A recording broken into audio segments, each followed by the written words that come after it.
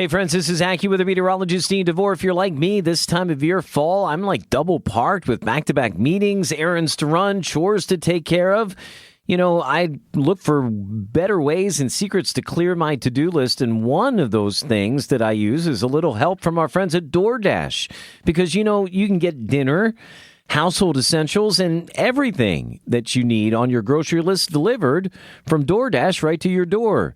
Along with the restaurants you love, you can get groceries and other essential items delivered with DoorDash. Drinks, snacks, other household items, all in under an hour. For a limited time, our listeners can get 25% off and zero delivery fees on their first order of $15 or more when you download the DoorDash app.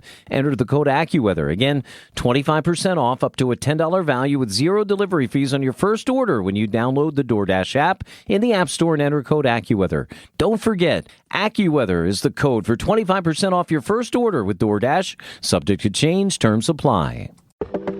Welcome to This Date in Weather History for Thursday, September 2nd. I'm AccuWeather.com's Evan Myers. According to the website, The Revolutionary War and Beyond, and I quote, on September 2nd, 1775, the Independence Hurricane hit the American colonies as the American Revolution was beginning. It would be the 8th deadliest Atlantic hurricane of all time.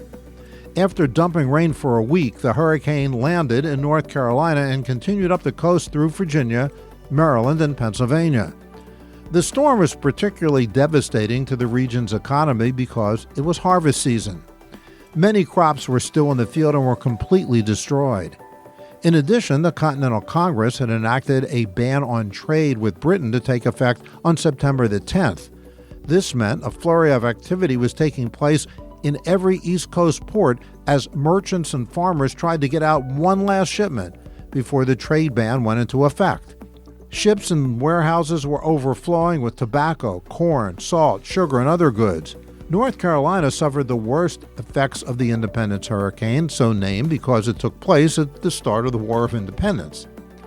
The Outer Banks were destroyed and entire settlements were just swept away.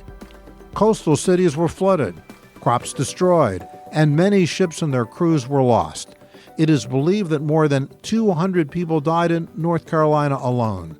As the storm continued to rage across the Chesapeake, towns such as Norfolk, Hampton, and Yorktown had their ports destroyed. Warehouses full of goods were blown away. Ships were deposited on shore, and the roof of the State House in Annapolis was blown away.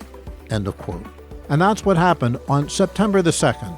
Be sure to tune in tomorrow for a brand new episode and find out what happened on this date in weather history.